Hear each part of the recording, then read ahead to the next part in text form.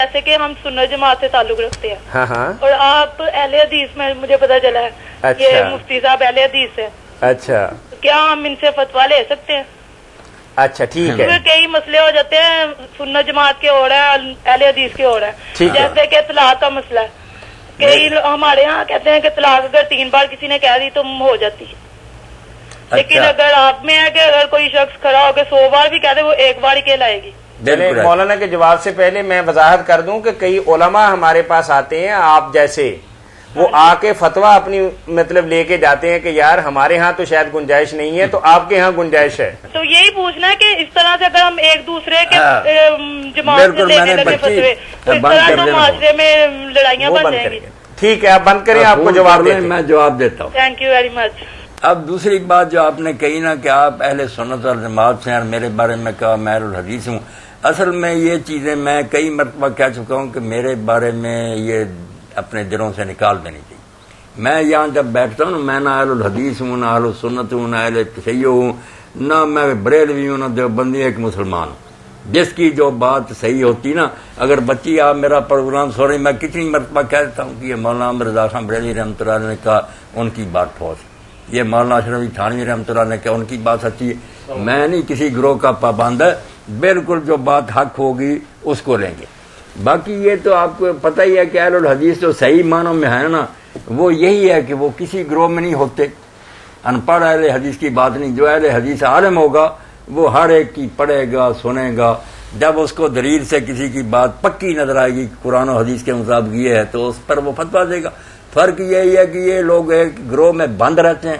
جانتے ہیں کہ امام ابو حنیفہ رحمۃ اللہ علیہ کی رائے کی کوئی دلیل نہیں مل سکی، مگر کہتے ہیں پتہ ہے امام صاحب کی بات کمزور ہے مگر کیا کریں ہم حنفی ہیں۔ یہ ہے شرک کی ایک قسم۔ جب پتہ چل گیا کہ یہ بات کچی ہے، کیوں وہ نبی ہیں،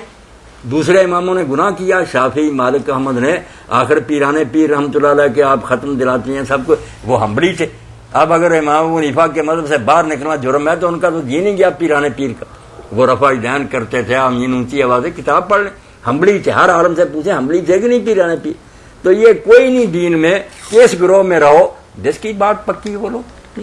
اب طلاق کے بارے میں آپ نے پوچھا، آپ پہلے سنت والجماعت کی بات کرتی ہیں، آپ کو پتہ ہی ہوگا کہ اس دور میں ہی تھے وہ جسٹس بھی رہے شرعی عدالت کے، بہت بڑے عالم تھے، تفسیر لکھی قرآن مجید کی، پیر کرم شاہ صاحب رحمۃ اللہ علیہ بھیرے والے، قرآن مجید کی تفسیر ضیاء القرآن ہے، رسول کریم علیہ السلام کی سیرت پر ضیاء النبی ہے، وہ ایک پوری کتاب لکھ گئے، پڑھے تھے نا وہاں جامع ازہر سے، انہوں نے کتاب لکھی کہ علماء کو سوچنا چاہیے کہ کیوں کہتے ہیں 3 طلاقیں ایک ہی وقت میں تینوں ہو گئیں، پھر حلالوں میں پھنساتے ہیں، بچیوں کی عزتیں خراب کرتے ہیں۔ وہ کتاب آپ کو لینی چاہیے۔ انہوں نے کہا ہمارے پاس ادارے میں ہے کہ کوئی دلیل نہیں، جو دلیلیں دیتے ہر چیز کا انہوں نے جواب دیا کہ سب کچی باتیں ہیں۔ جب اللہ کے رسول علیہ السلام کے زمانے میں 3 طلاقیں ایک ہی سمجھی جاتی تھیں تو حضرت عمر رضی اللہ عنہ اپنے زمانے میں سزا دینے کے لیے کہ نہیں بات آتے چلو پھر ان کو بھگتو، وہ ایک ڈرامہ تھا، ورنہ یہ مسئلہ کوئی نہیں تھا۔ وہ پوری کتاب لے لیں، وہ اہل سنت ہی تھے، سارے جہان کے لوگ جانتے پیر کرم شاہ رحمۃ اللہ علیہ کو کہ بڑے پکے حنفی تھے، بریلوی تھے، مگر انہوں نے کتاب لکھ لی۔ اب بھی کتاب جو مصر میں وزارت اوقاف نے لکھوائی، کتاب الفقہ علی المذاہب الاربعہ، اس کا اردو ترجمہ بھی ہماری وزارت اوقاف نے پنجاب کی حکومت نے اردو ترجمہ کرا دیا ہے، صرف اس کا نام کتاب الفقہ رکھا، اصل نام ہے الفقہ علی المذاہب الاربعہ، کہ 4 امام جو ہے ان کے مذہب میں سے کنگال کر، کیونکہ کتابوں میں بہت جھگڑا، حنفیوں میں کئی قول ہے، پکا بتاؤ کہ ان کا فتویٰ کس بات پر۔ تو اس میں پھر یہ طلاق کے بارے میں عبد الرحمن الجزیری نے کہا یار ٹھیک ہے 4 امام کہتے ہیں تینوں ہو گئیں، مگر جب ابن عباس رضی اللہ عنہ جیسے طاؤس اور عطا جیسے اتنے بڑے بڑے دین کے ستون کہتے ہیں کہ ایک ہی ہے، اور حضور کے زمانہ میں یہ کہ یہ مسلم کی حدیث بتاتی ہے،